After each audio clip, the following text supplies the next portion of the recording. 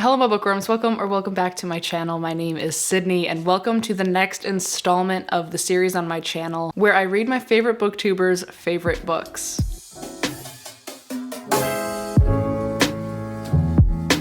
So hey, what's up? How are you? I hope you're doing well. Thank you so much for being here and hanging out with me for a little bit. As you can tell by the title of the video, we will be joined by the lovely Steph here in this episode, and I am so excited for you to see this vlog. I had a lot of fun during this one, and I was so excited that I was able to do this episode at all this soon. It was actually not planned. I have a list of friends and favorite booktubers that I wanted to do these episodes for, and Steph obviously was on the list. However, last month or 2 months ago, maybe, she commented on my TBR and she was like, "Oh my god, you're reading 2 of my favorite books this month. I hope you love them." And then I was like, hello, I can do your vlog now. So here we are. Welcome to this vlog. I decided to read 4 of the 5 of her favorite books. And then at the end of this episode, like I do in every one of these vlogs, I have the booktuber send me a personalized prompt for me to find one more book to read in the vlog as like a grand finale. So yeah, we have 5 books in this vlog and I'm excited for you to see what happens. But before we go on into the vlog, please make sure that you check out Steph's channel. She is linked down in the description and she definitely deserves some love. She is an amazing person. So sweet, she's hilarious, but we are going to find out together what I think of her taste in books, so stay tuned. Hello. Welcome to the first book of this vlog of Steph Made Me Do It. This is a very impromptu thing, but here we go. The first book on this vlog is The Sword of Kaigen by M.L. Wang, and this book, not only is it one of Steph's favorite books, it is also one of my 5-star predictions. So I'm manifesting a great read, and I am going to try to marathon this book over the next 2 days. I feel like anytime I tell a vlog that like I'm gonna finish this book in this amount of time, it never happens, so I might have just screwed myself. However, that's still the plan. I want to try to read at least the vast majority of it today and tomorrow. No, Govlin, that's where I was gonna sit. Govlin, go over. Govlin, right here. No, look, look. Go right here. Govlin, no. Come here. Yeah, good girl. Good girl. Okay, but anyways, no, she's going back. She knows what she's doing. Okay, anyways, this Sword of Kaigen is a standalone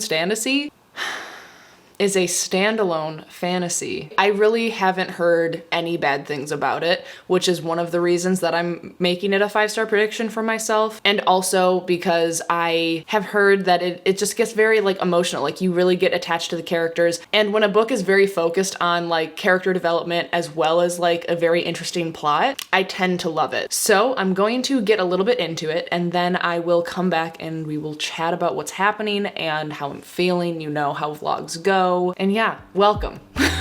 I don't know.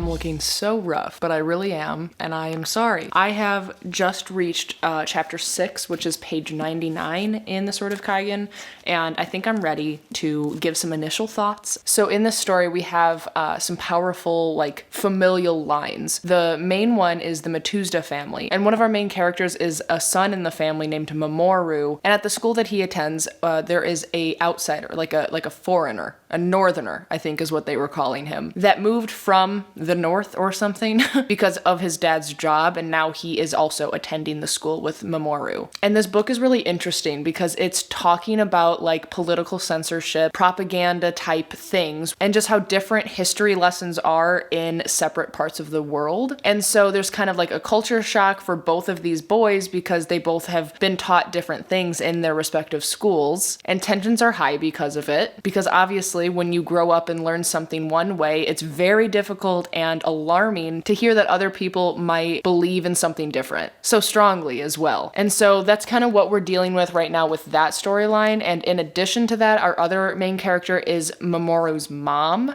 who I'm literally so excited to read more from her perspective, because she is kind of like a housewife right now, because she has bore 4 sons, I believe, for her husband. But we are starting to find out that she, and this is in the synopsis as well, has this like history. She was a fighter, basically a warrior, and she had to put that aside to become a housewife and have children for her husband. And the last line of chapter 5, like, really made me excited to keep reading. And it felt like a really good time to come on and like talk about it, because I'm really intrigued. The history lessons regarding how this island came to be and what is going on in present day is a little bit confusing to me, just because that's usually how history things go for my brain. But it's one of those things also that I feel like once I keep reading and understand more things, then the history parts that I already read about will make more sense, and I can come back to them and kind of like brush up on the specifics, so to say. But yeah, so I'm gonna go keep reading. I will talk to you later.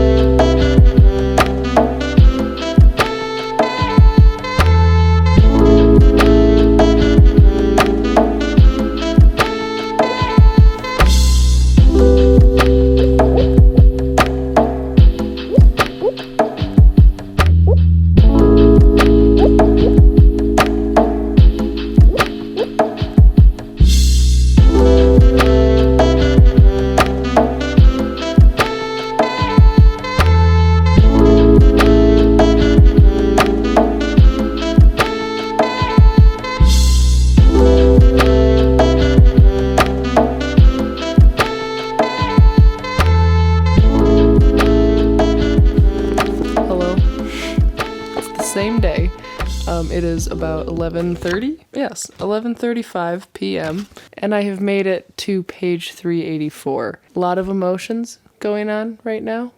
I feel like I've been on a roller coaster in these 384 pages. And what I'm learning is that no one is safe in this book. No one is safe from this author. And it's keeping me honest, you know, making sure that I'm not reading through rose-colored glasses, so to say, because anything can happen. There are a couple things that I want to mention so far. So this book is doing 2 things absolutely phenomenally well.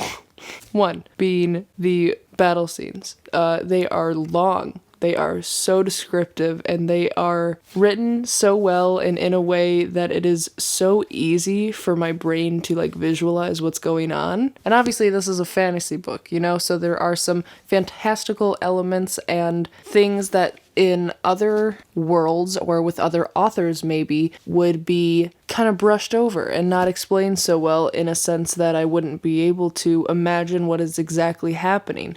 But these characters are kind of harnessing like Last Airbender vibe powers, and it's extremely interesting. And this goes right into my second point, which is the fact that the characters, every single one of them, are written so well. I care about literally all of them, or I feel so strongly and dislike them to a point that with whatever happens to or with them, I will have some sort of emotion. Obviously, one of our main characters, Mamoru, has my heart, and I care a lot about him. But I think that my favorite main character is for sure Misaki. She is the mother of Mamoru, and she has this extremely, like, interesting secret history about her past that, like, we obviously begin to know and learn about throughout the story. And it dips into this, like, dual timeline situation where, like, we're learning about her past and where she was and how she got to where she is now. And she's a badass. She's awesome. I love her. And it is an emotional book so far. There's a lot going on. There's a lot at stake. I might try to get to page 400 tonight and then go to bed. I don't know. We'll see. Caleb's watching some documentary. And then if he wants to go to bed anytime soon, then I'll probably also go to sleep. But I said I was on page 385, so I might try to like at least get to page 400 because I want to try to finish this tomorrow.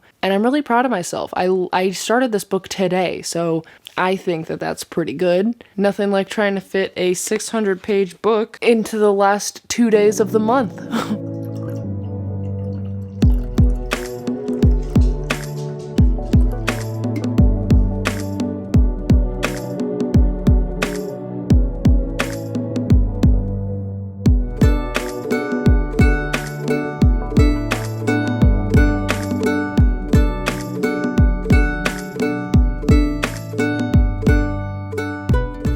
This is becoming my new favorite spot to do updates. I think the lighting is okay. Granted, everything's a mess behind me, but you're not paying attention to that. You're looking at my face, right? Right? Hello, it is a new day. It has been a full day. I woke up, did some clerical housekeeping things on my Patreon. I worked out, and then I had a dermatologist appointment, and then I had to go from pharmacy to try to get my prescription filled because I got a new insurance since I am like a travel nurse now, and it was a nightmare. It was a nightmare. No one would take my insurance, and it's been a long day. But I did go to Barnes & Noble because it was right next to my dermatologist, and there was no reason not to, you know, browse. I went in hoping that they had one of those like blind date with a book walls. They definitely didn't. Don't worry, I still got 3 books. I think that I am going to go upstairs and film a book haul, so I'm assuming that that book haul is already up by the time that this video is out. So I'll link it down below, most likely. But yeah, I have about 2 hours and 41 minutes left of the Sword of Kaigen. I went to bed last night thinking about this book. I woke up thinking about this book, literally the first and last thought of the day. I am just so like, I'm in a chokehold by these characters, and I am devastated by this book already. This next part, I'm going to put in some spoilers, so as long as you see this little guy on the screen, I'm talking about spoilers, so if you have not read The Sword of Kaigen, I'm going to tell you to skip ahead to this time. Okay? Ready? Go. So, last night, I got to the part where Mamoru was like, you know, defending the mountain for his life, and he ended up dying, right? Well, that was traumatic in and of itself. Now, the aftermath of those invaders coming onto the mountain, the Ragganese, wow. Pages 300 to 400 were fucking rough, all right? Like, they were absolutely like super exciting, but they were also, wow, very sad. I held it together until Misaki went to find Mamoru and found him. And yeah, for sure cried a little bit at that point. I'm pretty sure I put that in the last B-roll montage. The night that all of the people made it into that storm shelter, the bomb shelter, wow. Wow. So sad, so like written in a way that like I could absolutely like feel myself there. I could picture what was going on around me if I were sitting in that room, and holy shit, I want to murder Takeru like with my bare hands. I don't know what the fuck is his problem, but he needs to step up and be the man of the house, the man of the mountain now that he needs to be, and he's not. He's such a little dramatic, selfish baby. I feel like he's going through something, like something's going on with him that I'm gonna find out in the last part of the book, because there's no way that they're gonna leave his character the way it is and just end the book, in my opinion, because it's madness. It's driving me up a wall. But I also must say, Misaki, wow, what a badass. I love her so much. Seeing her defending her house and grabbing the sword from beneath the floorboards, woo, I was like, hell yeah. But like, her going back, I'm like jumping all over the place, and I don't even care. If you've read the book, then you'll be able to follow me. But when she was on her way to the bomb shelter and then realized that Hayaru, I think, her other friend, Hiyari maybe, they hadn't found her. So she went back to her house and then found her son, like face down, like wow. My heart, I like can't handle it. And then found the Ragganese soldier obviously like raping her, and it was traumatic. It was so upsetting. Wow, I'm gonna start crying again. Okay. Okay, but now we're dealing with the aftermath. Like the mass grave has happened, and that is in and of itself like wow, absolutely despicable that the government is like covering up and hiding everything that's really going on, and making these families bury their loved ones without like their final rites and their peaceful rest. It's absolutely heartbreaking. So wow, this book is really getting to me, and I'm so nervous to finish it. But here we are, we're doing great. It is still January 31st, it's 5 p.m. I'm not sure if I'm gonna go film or not. I'm gonna go call Caleb and see when he is going to come back home. And if I have like an hour or so before he gets back home, then I will film a quick video. But if not, I'm just gonna like change into some comfy clothes and try to finish this book. But it still is my goal to finish it tonight. So it may be very late by the time I finish it. I will either update you tonight or sometime tomorrow. Either way, I will come back within the next 24 hours or so, give or take. Wish me luck.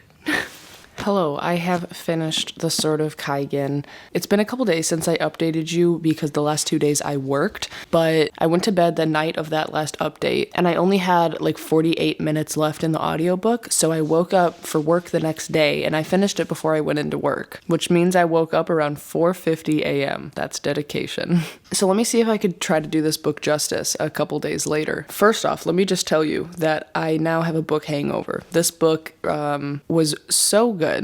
It was so good. All the character arcs were so dynamic and the development that they showed was actually really, really great. While the story was action-packed, heartbreaking, intriguing, and so many things that got brought into the story kind of more towards the beginning of the book that I kind of like forgot about came full circle at the end of the book as well. And I wasn't expecting that, and having some of those like loose ideas that were floating around in my mind tied up at the end really pushed it over the edge for me, because I feel like having those callbacks to those things that happened earlier and then kind of like closing them and explaining or finishing that bit of the story by the end was like a really amazing touch, because some of them are super like small details that got brought back in, and it was just really great. I was like, oh my god, yeah, I do remember that. If you watch the spoiler portion of the book, then you'll be happy to know that a lot of my concerns were resolved and I feel very good about things. And I wasn't expecting to feel good about things, but I feel good about things. So yeah, that's it.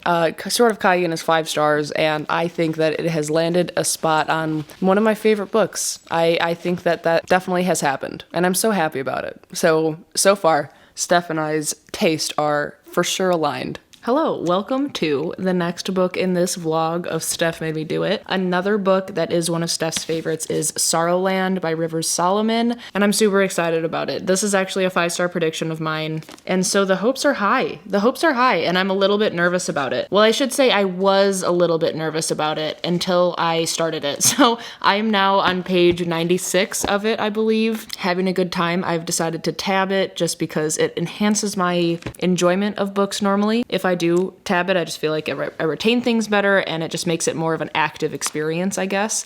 Ow, did you just hear my knee crack? Wow.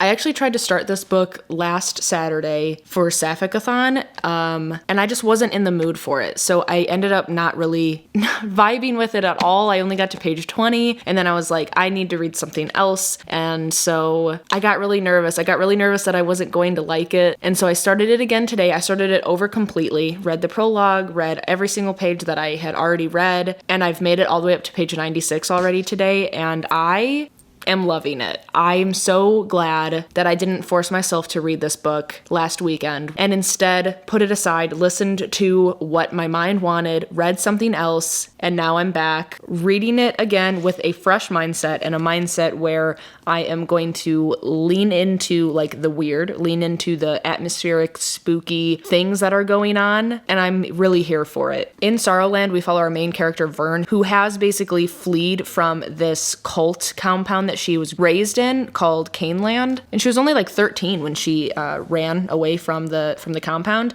and she was pregnant with twins, and so she gave birth to her kids in the forest and decided to raise them in the forest, like away from civilization, away from Caneland and all of their like toxic things that are going on there. And that's kind of where we're at. That's what's going on, and it is weird. There's some fiend, is what they're calling this person, following and trying to wreak havoc on their life, and I don't really know what to be thinking right now because it is very odd. There are some very weird things going on within Vern's body, like she's almost transforming, or she's like has some sort of extra abilities because her wounds are healing quicker, and she's like very strong and things like that. I mean, she is strong for doing any of this anyways, but like she's able to do extra things.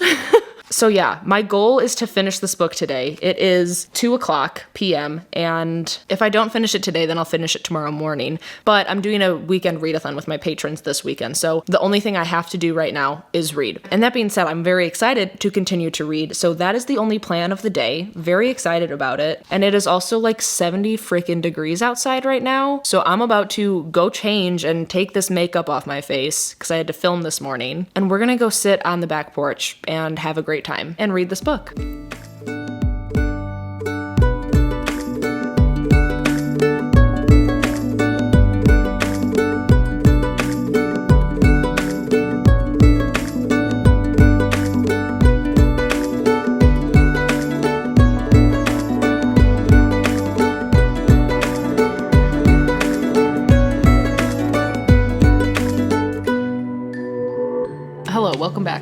now finished Sorrowland by River Solomon, and wow.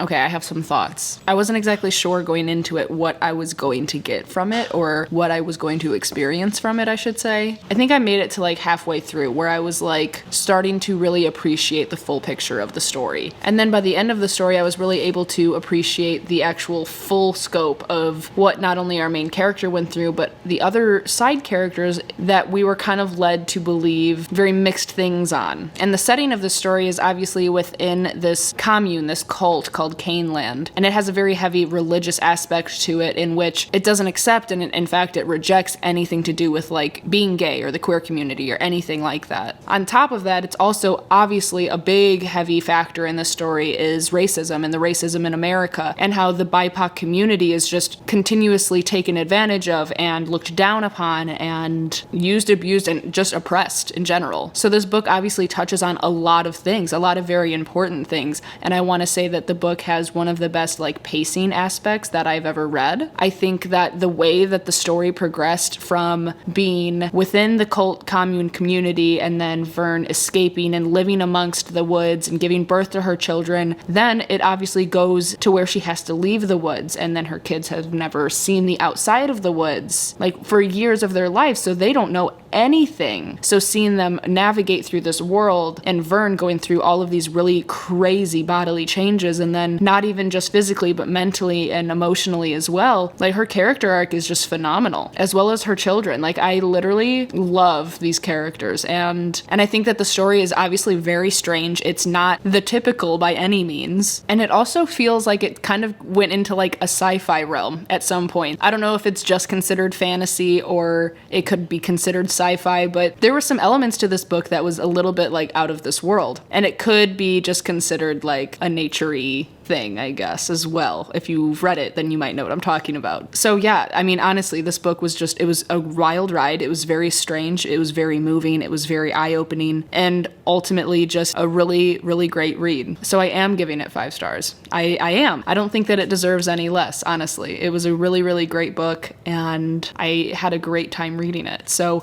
Steph, you did it again. This is the second 5-star book of this vlog, I believe. So far, we're winning. We are winning with this vlog. Hello, welcome back. The next book on the list of Steph's favorites is The Inheritance of Arcadia Divina by Zeradia Kedorova. And this book is actually my buddy read pick this month for my book club, and I'm very washed out. I should lessen this ring light. Hold on. For this book, I started yesterday, I believe, and I have gotten to page 93 today. In this story, we follow our characters who all receive these letters from their grandmother, Arcadia Divina, telling them that she is dying and they are to come collect their inheritance. But when they come to her house to collect, they find her in a very interesting state, a very magical state, and apparently later on in the story, per the synopsis, there will be someone who is trying to like take out her line and do some like nefarious things against the family or something. And so far, the story, we have really just gotten a lot of backstory on members of the family and began to see a little bit of the history of Arcadia Divina and her upbringing and things like that. So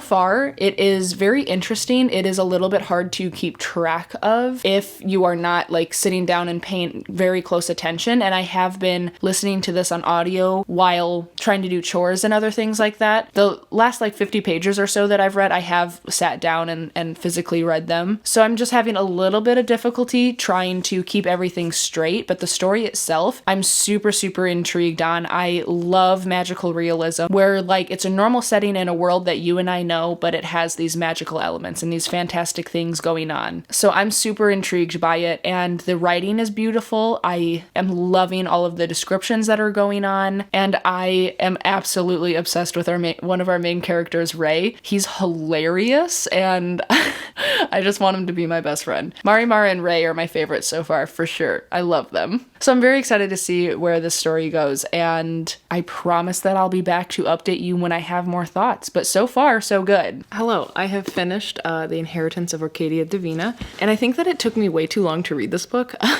And I cannot believe that this book wasn't really on my TBR until this video, because it was really good. It was really good again. So far, Steph wins. Steph wins at everything. I think that I didn't realize how much magical realism would be in this story, because magical realism is like one of my favorite genres, subgenres, whatever you want to call it. And this book was so good. Huge focus on family and following them, figuring out like their grandmother's history, but in a way that has this like really tense, like almost life or death situation, because their lives really are at stake in this story. And because there's something or someone after their heritage, after Arcadia Divina's descendants. And so there are high stakes in this book. And what enhances it is that magical realism, because there's this magical mystery going on that you want to get to the bottom to. And then the characters just add in this whole other level of incredibleness, because the characters are written so nicely and so wonderfully. I still absolutely adore Ray and Marimar. And wow, there are honestly so many small details that get brought up in the story that like come back a little bit later, and then you're like, oh my god, I remember this. That is actually coming into play now, and it's just kind of like a little like callback type thing. And I love when books do that. It makes it feel like everything's a little bit full circle, and I loved it.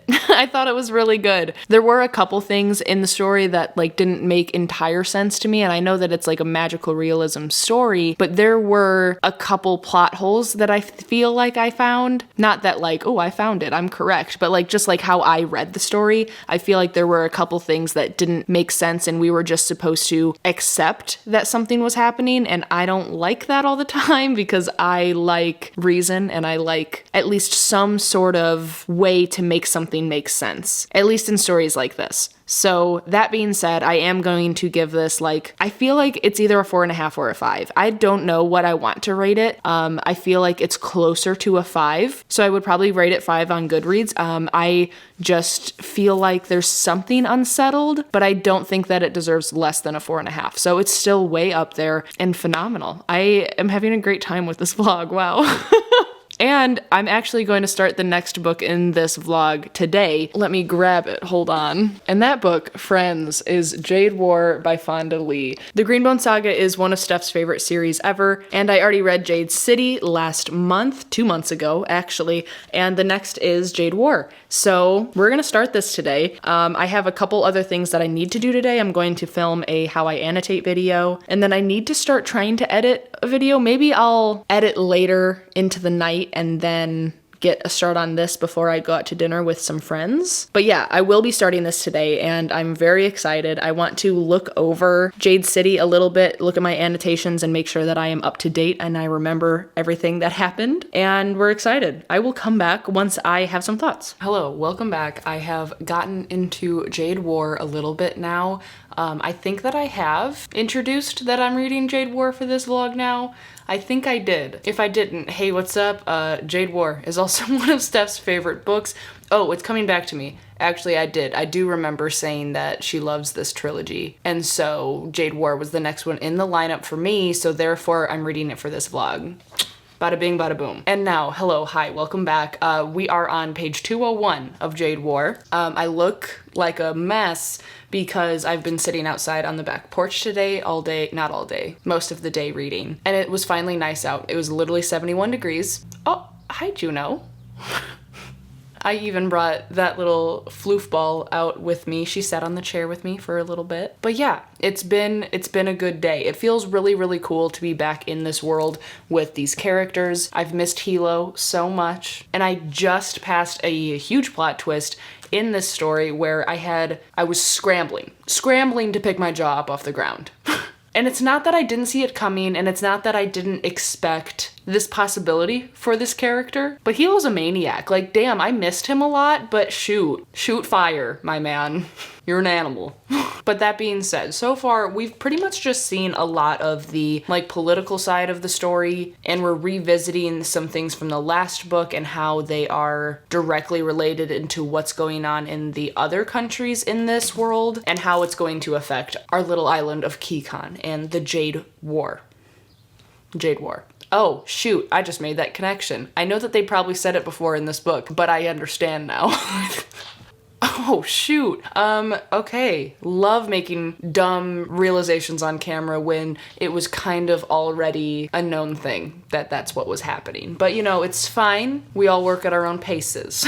But yeah, I've really missed being in this world. I'm very excited to be back in it. I've missed my favorite main characters like Hilo and Andon. And we're seeing more of Chey in this book because she's more directly related in the clan business and things like that. So it's cool to kind of see her grow, though she's definitely being put in a position that I don't think that she's ready for. I know that she doesn't think that she's ready for it. And it's a little bit nerve-wracking because, well, honestly, none of them were ready for the positions they've been put in this book because of all the things that happened in the previous book. So oh, Juno's on the move. She's gonna climb that mountain. That hockey bag. Oh, look at her go. Do it. Good job. And without giving any sort of like spoilery content at all, we are seeing a little bit more of the Espenian culture, like subplot going on in Espenia right now, which is really cool. I was nervous about how that was being introduced in the story. I didn't know if I really liked the vibe of it or if it was going to be interesting at all, but we just had another advancement in that section of the story where I was like, oh, this is actually really cool. I'm excited to see how, you know, clan business or green bones or non-clan business, things like that, will be related in Espenia as well as like back in Kaigen and how they are going to be like vying for control or something. So that's cool. I'm really excited to see where that part goes. Avi's now watching me from the window, if you see her. Come on in. Here we are. Why are you panting? Oh my goodness. I know, I love you too. Wow, so overcome. Go take a drink, cool off a little bit. Go on. Well, I think that's all I had for this update. So that's where we're at. We are on page 201 and I am going to exercise. Actually, I'm going to wait until Caleb gets home and then we're going to exercise together. And I want to get to at least page 250 today. That's my goal. I think that's doable. So yeah, so far so good. I'm excited. There are many things going on, different plot lines being introduced that I actually am starting to get more excited about. So all in all, very cool to be back in this world. I am enjoying my time and I will come back with more updates later. Hello, I have now finished Jade War. It has been a long time. It's been at least a week since I've been able to actually finish this book. I'm a little bit embarrassed about it. Life just got very busy. My niece was turning 1, so I had to travel to visit her and celebrate. And then I just worked a lot and, you know, things happen. Life gets in the way. But hi, I have finished it. And very much like Jade City, I felt like this book was just beautifully done. Fondly has just created such a beautiful and intricate world with such rich characters that feel so tangible that it's really hard to not appreciate it. Especially like, I want to point out all the fight scenes. I don't know if I've said this before in this vlog, but the fight scenes are brutal, but to a point that like you just have to appreciate it because it is done so well. This book had a lot of really interesting plot twists. I do think that there was a little bit of a lull for me in the not the beginning, but in the middle of the book, like almost to halfway, there was maybe like a 100-page chunk where it was maybe just a little bit more political. And of course, me being the savage that I am, I just want to see more blood, more chaos. But it did get to a point where we were getting those dramatic scenes at a good rate. There were a lot more like storylines that we were following, which was super interesting. And I really loved seeing Hilo grow as a character. But obviously things happened. A lot of things went on. And we left off, of course, in a position where I'm very anxious, but very much looking forward to seeing where the next book goes. So yeah. That's it. I finished the book. 4.5 to 5 stars. It was fabulous. And now we are going on into the last book of this vlog, which I don't even know what it is yet. The next thing that is going to happen in this vlog is Steph herself, her and her beautiful self are sending me a prompt that we will then, you and I, will watch it together and we will figure out what the last book of the vlog will be. It won't necessarily be another one of her recommendations, but it'll just be a fun way to incorporate Steph into this vlog a little bit more so, and then we will read one more book. So once I get that prompt, I will come back to you and we will look a little bit more put together than this, and we will go into the last book of the vlog. But until then, I just realized that my washing machine has been going on that whole time during that whole update. Wow, I'm sorry. Classic. Hi, hello. We have acquired the prompt from Steph to see what this last book in this vlog is, and I'm really excited. Mostly I'm really excited to like mood read. I feel like I don't know what the prompt is, but I'm hoping that I can choose something that like I've been wanting to read for a while or something like that, because I'm like kind of really in the mood to mood read at this point in time. So I have her video up. I I will share it with you on the screen and we're going to watch it together. Are we ready? Hello! Thank you so much for asking me to be a part of course. your So and So Made Me Do It reading series. I'm really excited to see what you think about the books that were already chosen. But as for my prompt, I want you to go to a random number generator, generate a random number, go to your Goodreads TBR, and find that number and read that book. And I really hope it's a good book, but if it's not, you can blame the random number generator and not me. Anyway, I really hope that the book that you choose is great. And thank you again for letting me be a part of this series. Bye! Oh my god, okay. So not really mood reading, it's more of like luck of the draw. I'm not really good at updating my want to read shelf on Goodreads, so I'm gonna go like scan a few books and like kind of make it a little bit more current, and then we will do the random number generator. So I'll be right back. Okay, so I have added quite a few books to my want to read shelf on Goodreads now. So the total number of books I now have on my Goodreads want to read shelf is 225. And so I'm going to maximum 225 and we will generate a number 141. Oh, it's one that I've wanted to read for a while. And it literally stares at me every time I go into my little library room. Just for proof, let me show you 141. 141 is Writers and Lovers by Lily King. And you know what else would be really awesome? If Libby had it available on audiobook. Oh my god, it's available on Libby. Done. Wow, so exciting. Amazing. Okay, so Writers and Lovers, let me tell you what it's about. So Writers and Lovers is basically about a young woman named Casey who recently lost her mother and went through a really horrible like love affair. And she has moved to Massachusetts where she's like trying to finish this novel that she's written for the past 6 years. And she's just like bussing tables and trying to get her novel written, published. And I've heard really good things about it. And like I said, this is one of those books that like every time I look at it, I'm like, I promise I'll get to you. I really want to get to you. So wow, thank you, Steph, for providing me the means of actually getting to this novel. Wow, what a time to be alive. Okay, so I'm going to go grab it and then we can just read it. We're just gonna read it. I love going off my TBR.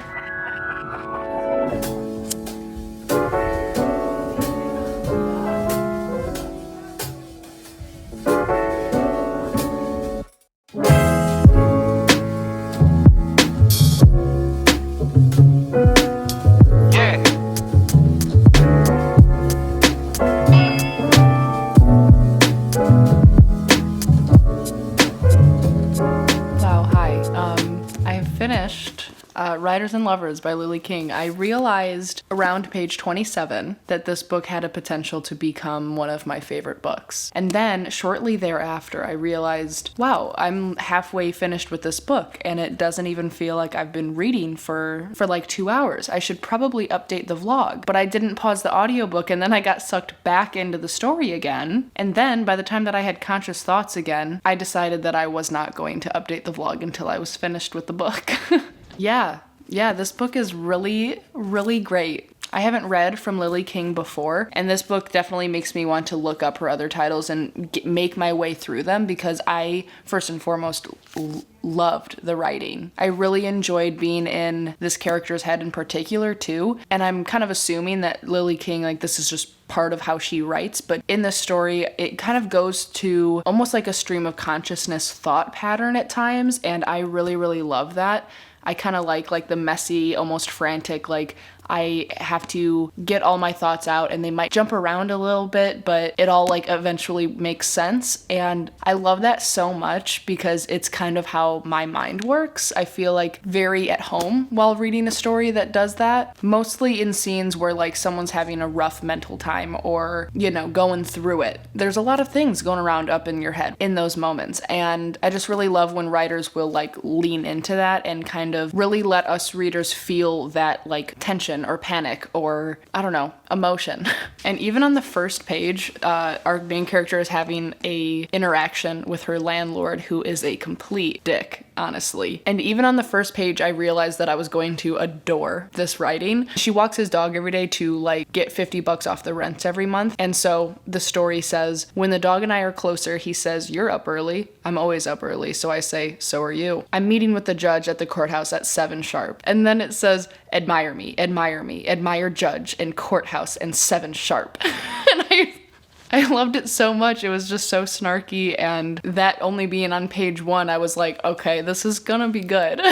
There were so many pages where I was like bracketing, underlining, like all over the place. Like, I think this book has a lot of really good takeaways. I think that it is really special because our main character is going through the loss of her mother, and her mother died in an unexpected way, and Casey didn't get to say goodbye to her. So she is going through this grief while also trying to become a writer, where she's been writing this book for 6 years and she is just having trouble finishing it. So her being a writer, you know, a struggling, starving artist, she has to work double shifts at this restaurant.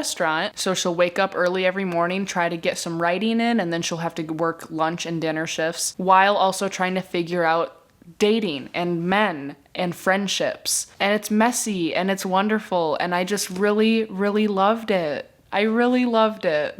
There were just so many little things in this book that made me feel almost seen, or things that were mentioned that I have literally felt so strongly at other points in my life, and then seeing them portrayed or talked about in a real story made me feel a lot of things. And I guess I'm just trying to say that there were a lot of scenes in this book that almost gave me deja vu, or gave me instances where I feel like I have literally lived and felt the exact same things that were being written. And it was very surreal, very cool. I love this book, and I will probably talk about it for a long time now. So obviously this book is 5 stars.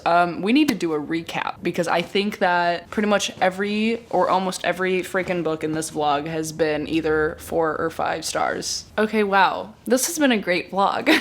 In this vlog, we have read The Sword of Kaigen, 5 stars. Sorrowland, 5 stars. Inheritance of Arcadia Divina, I think I gave it like 4.5, maybe 5 stars. 4.5? 4.5 stars. Jade War, like 4.5 stars. Riders and Lovers, 5 stars. So what I'm hearing is that Steph and I have very similar tastes, and I should get recommendations from her more often. And wow, this has been fantastic. Incredible. That's all I have for you. So thank you so much for being here and hanging out with me for a little bit. If you are still watching, then leave the flowers or flower pot, something with a flower, down below in the comments. And while you're down there, don't forget to subscribe and like the video. I always appreciate your support. And of course, be kind to one another, and happy reading. Bye.